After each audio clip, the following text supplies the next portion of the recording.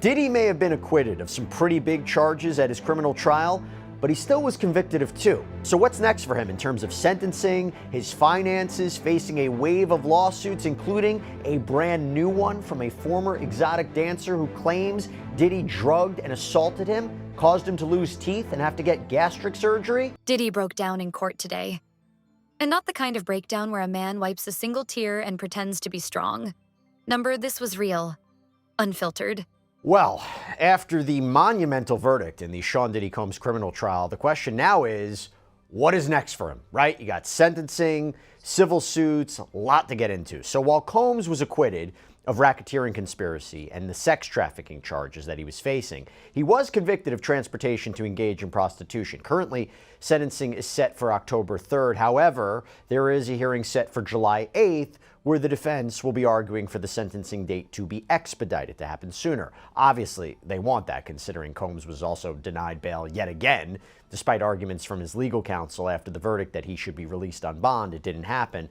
They want to make sure this happens as quickly as possible. But what will he be sentenced to, really? That's the question. And also, will the government seize his assets? What about all of those civil lawsuits that he faces? Again, a lot of questions, a lot to get into. So for all of this, let me bring on former sex crimes prosecutor and criminal defense attorney, the great Matt Murphy is with us. Matt, good to see you. Happy to be here, as always. Got to ask you your reaction to the verdict. Is it what you expected? Well, hearkening back to, I don't know, we were talking about this, you and I, a couple of months ago, and I got to say, whether it's fun to be right or not in a case like this, we were both right. This was never a good fit for RICO for a lot of different reasons. And the consent element regarding the sex trafficking was always problematic. And I thought the prosecution here did a good job presenting their case. They did a good job presenting their theory. But when you match in a trial context, when you match like professorial and kind of plotting, which is the way a lot of government lawyers are, versus dynamic and engaging and that personality of the defense, it's always a mismatch. You're always up against it. And the Mann Act, like we talked about, I thought he was going down on that after like the second day of testimony. The problem is for the prosecution, the Mann Act is a very old law, and it was essentially legislative morality from about 100 years ago, where it was transporting prostitutes across state lines. The intent may have been good. It was essentially a very early version of sex trafficking, but it was really more an attempt to stop prostitution, which is, as we know, never going to happen. So almost every lonely guy in New York City who's going through a divorce, who is having a problem in the dating pool, who has some sex worker drive over from New Jersey, if he buys her Uber or his Uber, theoretically, that's a violation of the Mann Act. So that is it's not the same type of crime. There's no mandatory minimum under federal law. The judge does not have to. That. Right. They don't have to. Now, it carries up to 10 years per event. So he faces up to 20 years. The prosecution, I think, is asking for 46 months or something like that. They're asking for far less than that. If they had called, let's say, Christina Courtroom, okay, this chief of staff who had been mentioned, I think, by almost every witness, and she said, hey, listen, there was a criminal enterprise, okay? We were all a part of it. Everybody knew what the job description was. My job was to do this. His job was to do this. You think they would have gotten racketeering? If they didn't include Jane, who was arguably the more problematic testimony, I mean, Sean Combs still paying her rent, messages that she was setting up a lot of these sexual encounters. Cassie had messages too that were problematic that showed if we're talking about whether she was a willing participant or not. But if you focus just on... He cried. The courtroom watched a man who once moved like a king crumble like a child. A man who once ruled red carpets, sold out arenas, and defined what it meant to be untouchable in hip-hop, reduced to sobbing behind a defense table, shoulders shaking, hands trembling. The moment that judge announced the sentence, everything changed. It was like a switch flipped. The confident facade vanished, the bravado gone. All that was left was a man confronting the full weight of the empire he built and the consequences that came crashing down on it. For weeks, the trial had dragged on. Testimony after testimony, Documents, recordings, allegations that painted a picture darker than most were ready to accept. The courtroom had turned into a battlefield of facts, emotion, and power. Diddy came in every day looking like he still believed he could beat it. That the money, the legacy, the name would carry him through. But what he didn't expect was the witness. The one who flipped the whole case on its head. You could feel the shift the second they took the stand. Not a celebrity. Cassie, and you didn't call in Jane, or you didn't call in a Mia, or you didn't call in a Brianna Bengolan, if you limited the case, and now it's so easy to play, Monday morning quarterback or armchair lawyer here, but do you feel that the prosecution could have won this case if they structured it differently, if they called different witnesses? That's a great question, and that's something that these prosecutors will literally be wondering for the rest of their lives, for the rest of their careers. They're going to be wondering if they'd done it differently, would the impact upon the jury and would the result have been different. The fundamental problem, I think, is that this was kind of always a round peg in a square hole. The arson, that domestic violence video that we all watched, that's horrific. All of that should have been prosecuted as state crimes in Los Angeles. That as a fundamental, starting point. Well, they couldn't So do it now. It basically, was they time take barred. no, of course, the statute is run on everything, but Yep. that would have been, he would have been prosecuted for exactly what he did instead of predicate acts into a RICO theory. Now, RICO, as we know, was designed for essentially mafia organization, for organized crime. And the idea is simply because there's a legitimate business, like in The Godfather, they had a legitimate olive oil importing business, and that was but it was still a criminal enterprise. The real thing was the mafia. The real thing was the organized crime surrounding the Corleone family, to use an example that everybody can probably relate to. So simply because their olive oil importing business was legitimate, that's not a defense to a RICO thing. That's the current state of the law. What they did here is they took a business that was always legitimate, Bad Boy Records, that was always and the purpose is to make music and make money. Everything surrounded that. And the defense argument, which they obviously argued very effectively, was that is not a criminal enterprise. So the very first element of RICO has always been problematic from the very beginning. You and I talked about that 2 months ago when this whole thing started.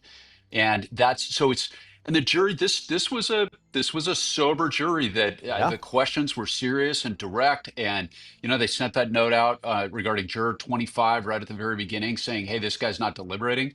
And so this was a serious group. And the Mann Act, they did convict on that. So they were, by the fact that that it was unanimous, meant that they were getting along. Federal juries tend to be, in California anyway, we have, they draw our state juries off the DMV database. That's how you get jury duty, is from the DMV. Federally, it's based on voter rules. So it's people who are conscientious enough to actually vote, and you tend to get a more serious class of juror in federal court, which I think is interesting. So to answer your question, it's something that we could kick around for years. Sure. But I think the fundamental problem here is that it was always kind of a misfit for a RICO theory. Just like the sex trafficking, sex trafficking requires fraud, force, or coercion, right? So that essentially is the same elements of rape. So you essentially, it's transporting somebody under circumstances that equate to rape. Is something forceful, something fearful. That it just doesn't fit very well here, especially when you're talking about all these people they're orbiting him. They're all trying to advance their own career. And when when the defense attorney got up and said, Cassie got $30 million as a result of her settlement, right? And that was a big move. Yeah, I wasn't sold for that personally, because I was like, the prosecution came back and be like, she already settled. What's her incentive to come here and lie? What's her incentive to be a part of this? And that for me, but I think the messages, the conduct that arguably contradicts someone being a victim, and I know there's complicated factors between an abuser and a victim, the trauma. I get it. I totally understand it, but I wonder if that's what saddled the jury. Not an accuser the tabloids had run through the mud. This was someone different. Someone who had seen it all from the inside. A witness who came with details that no one had ever heard before. And they didn't hesitate. They didn't stumble. Their voice was steady, but every word cut like glass. It wasn't just what they said. It was how they said it. Cold, calm, dead serious. The courtroom went quiet. You could hear people breathing. Journalists stopped typing. Jurors leaned in. Every line of testimony chipped away at Diddy's armor. This wasn't just hearsay. This wasn't vague allegations or recycled headlines. This was vivid. This was specific. Dates, times, rooms, actions, faces. The kind of testimony you don't recover from. And Diddy? He didn't blink. At least not at first. He sat there, poker-faced, pretending it didn't matter. But even he couldn't hold it together. As the witness laid it all bare, you could see his hands tighten. His jaw clenched. For a man who built an empire on control, this was chaos. Uncontrolled, unstoppable chaos. The defense tried to shake the witness. They tried every trick in the book. Discredit, intimidate, confuse. Results in order for us to really have confidence that he's not going to engage in such disturbing behavior. And it's interesting too, because I think the public reaction to this verdict was really kind of split down the middle. I was really thinking it was going to be one way. I was at the courthouse. It was a completely different kind of beast and animal that was going on after the verdict happened. There were people with the baby oil. It was a crazy day after the verdict happened. But I know some analysts were kind of comparing it to the O.J. Simpson verdict, but it seemed like the reaction was really kind of split down the middle. A lot of people upset with the jury's decision, but then there were a lot, surprisingly, celebrating the verdict. What are your thoughts? Well, my entire time looking at the case, the charges, and listening, to the evidence as it came in during trial, I thought that depending upon how a person, be it a juror, be it the public, comes into the trial believing how someone who's a victim should act and how they believe relationships can evolve or devolve and fall apart is the lens that they would then make their verdict. Why I say that is because if you think a person who's battered, someone who's been a victim, someone who's been assaulted in the ways that were described, most people have an idea as to how they will respond and act towards that, or their expectation if it happened to their loved one, how they'd expect their loved one to act. And in those situations, you don't expect someone to be tweeting. You don't expect somebody to be sending texts telling their abuser that they love them or that they want more of what took place. However, there are other people who see it from maybe more so the lens of a victim or someone who's been abused, who would say, you know what? That's not so beyond the pale of reason, because the abuse has been so entrenched in this person's mind that they then fall in love with their abuser. And so that's not something that they would, look askance upon or look down upon. So, one of the things about being in trial that I always remind my clients, is that despite all the rules that the judge gives people, no one leaves their life experience or their opinions at the courthouse door. It all makes its way into the courtroom and ultimately into the jury room. And that's why you can see such people who are on one side, like celebrating Diddy being acquitted on the much more serious charges, and other people who are like, how did this happen? I am upset. I feel like victims did not get justice today. Right, exactly. And emotions did run really high, especially when the verdict came down, because I think I myself was pretty surprised at some of the jury's decisions in relation to some of the charges where they found him not guilty. But, obviously they made their decision. They listened to the evidence. They saw all the exhibits, and they made the decision that they did. And say come sentencing that Sean Combs is sentenced to maybe a couple years behind bars in prison. But do you think even after this trial, after everything that we've learned, after the many civil lawsuits that were also filed, do you think that there's any type of way that Sean Combs can have a comeback at this point? Well, I think there's certainly a It didn't work. This witness came prepared, ironclad. They'd waited for this moment, and nothing was going to knock them off course. And once they finished, once they looked the judge dead in the eye and said, "That's the truth." You could feel it. The case was over. The rest was just formalities. When the prosecution rested, the courtroom felt like it was holding its breath. Everyone knew what was coming, but no one expected what the judge actually said. The sentence was brutal, not symbolic, not soft. This was real time, serious time, years, a message. The judge didn't sugarcoat a thing. He laid it out. He explained why. The pattern, the power dynamics, the pain, all of it justified the sentence. And then he dropped the number. The moment it hit, Diddy broke. He put his head in his hands, and the man who once stood on stage in front of thousands now sat broken in a courtroom, crying. No entourage, no music, just silence. His lawyers reached for him. He waved them off. He didn't want comfort. He wanted a reset. But there was no reset coming. This was it. And outside? The world erupted. Social media went nuclear. The hashtag was everywhere. News outlets were scrambling to cover the breaking story. Fans were divided. Some said it was about time. Others claimed conspiracy. But nobody was quiet. Everyone had something to say. Everyone felt the weight of what had just happened. This wasn't just the fall of a celebrity. This was the collapse of a myth.